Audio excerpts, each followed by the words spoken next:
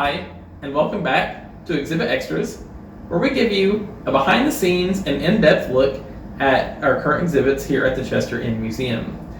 Today, we're going to be spending some time in our transportation exhibit, and specifically we're going to be talking about the side saddle that is here beside me in the display case. Now, before we get to our side saddle, I want to talk briefly about side saddles in general and how this side saddle sort of made its way into our exhibit. Now, side saddles were really popular in the 19th century, especially during the Victorian period, and they were marketed exclusively towards women. Now, a lot of people today sort of default to the 19th century as the sort of period for the side saddle and maybe its development. And a lot of people attribute things like the style of dress that women wore, especially in the Victorian period, to the popularity or the reason why you had so many side saddles in the 19th century. But the history of the side saddle actually goes a little bit further back. As early as the 14th century, you have records of side saddles being used, primarily for women in the royal class, for transportation on horseback, while not actually riding the horse. So sort of the societal norm that is placed on women, that with the expectancy that they're supposed to be riding side saddle and not sort of astride the horse, can also trace itself back to the 14th century. Now, the first couple of centuries of side saddles, typically not very functional. Women, basically, if you were riding side saddle at that point, the types of saddles that they had would not actually allow them to drive or ride the horse with any sort of control or safety.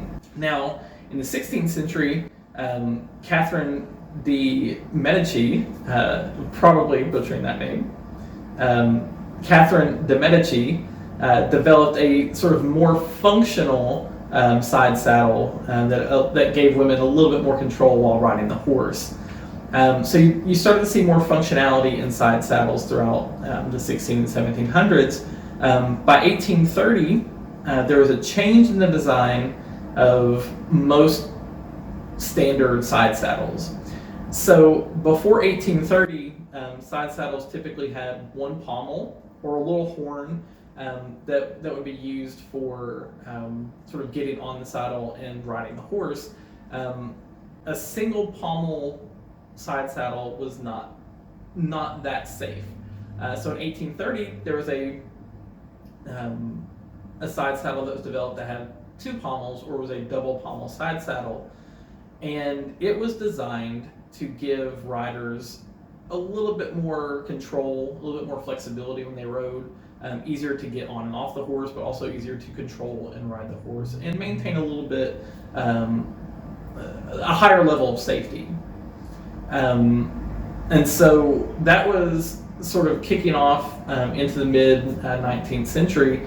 And so by the 1850s, 1860s, by the mid-late Victorian period, side saddles, the double pommel side saddle had been around for a while and was really popular and made side saddles really accessible.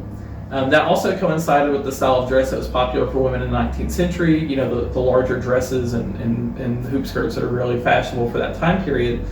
And so those things all sort of coincide, but there's also that cultural expectancy that's placed on women, that, you know, the only decent way for a woman to ride a horse was by riding it on a side saddle. So you had all these cultural norms and expectancies sort of laid on women and sort of forced women in this capacity to ride a certain way. Many notable women from the 19th century that we associate, even with horses or horseback riding, oftentimes rode side saddle, including, you know, women like Belle Starr or Kitty Wilkins. These women all, at least predominantly, would ride side saddle. Annie Oakley, in her show for the Buffalo Bill show, oftentimes rode side saddle and allowed her to do some of the tricks that she did during that show. So by the early 1900s, you started to see sort of some social changes for women, most famously being the suffrage movement.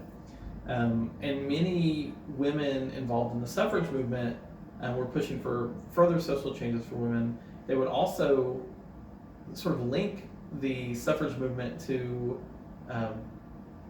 being able to ride astride on a horse. And many women linked sort of the expectancy of women to ride side saddle to being the same sort of subjugation that prevented women from voting. So social movements and social changes for women, oftentimes in the early 1900s, you have style of dress and fashion, hairstyle, the political movements, women's involvement in the labor movement, that also sort of links into the use of side saddle.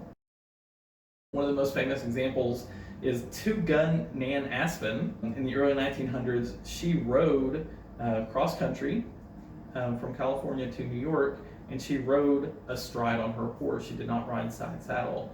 And she delivered a letter on this trip to the mayor of New York from the mayor of San Francisco, and was successful.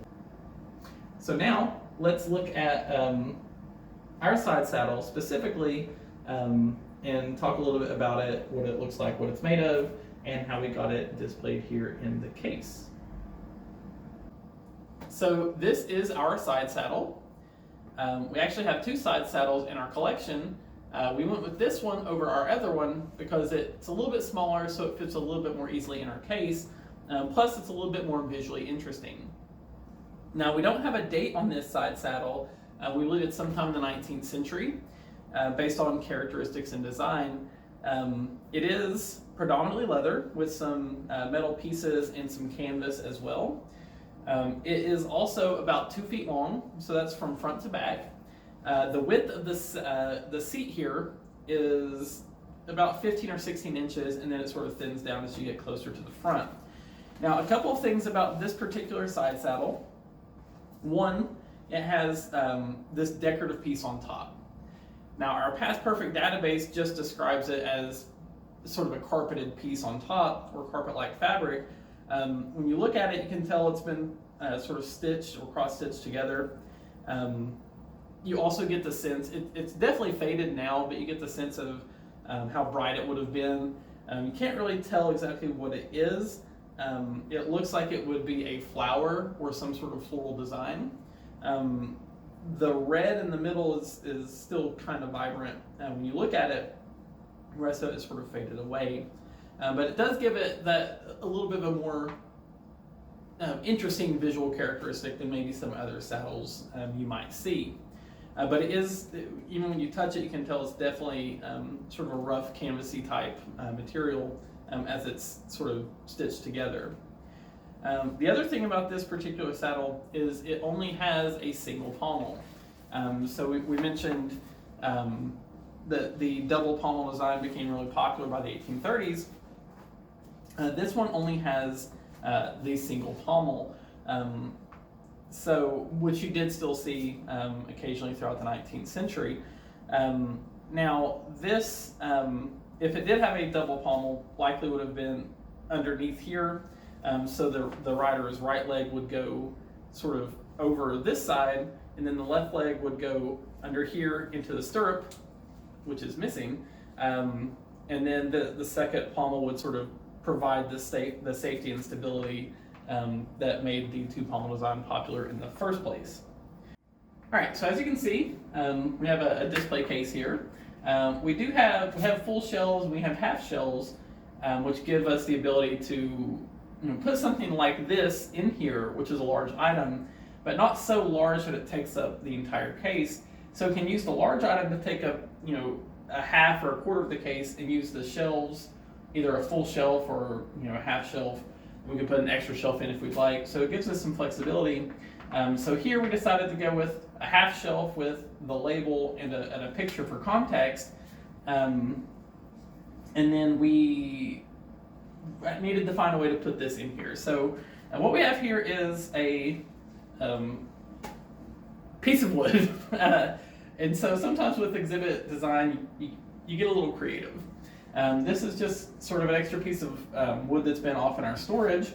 And so it's cut, it's It's been trimmed. It's nice. It's level. The end here is sort of at an angle, which actually benefited this particular item. So we can put that in here, make sure that it's nice and level, kind of centered there as much as possible. Now this becomes, it's a little difficult getting this in and out through the door, but we will give it our best go.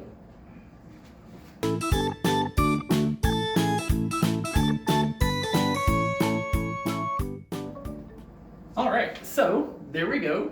It is in the case and mostly stable.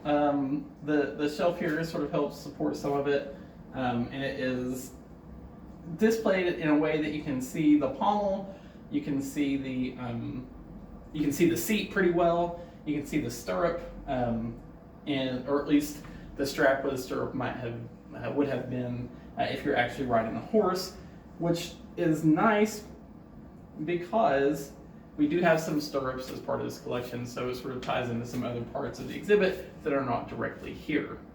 Now we're going to straighten up the label here that got knocked over, and then put our picture back up and sort of line everything back the way that you would have seen it. So that's it for this episode of Exhibit Extras. Be sure to tune in next time as we continue to give behind the scenes and in-depth looks at our current exhibits. If you have not done so, be sure to like and subscribe to the Chester Inn on Facebook and on YouTube so you can continue to keep up with this and other great series that we have coming out. Thanks.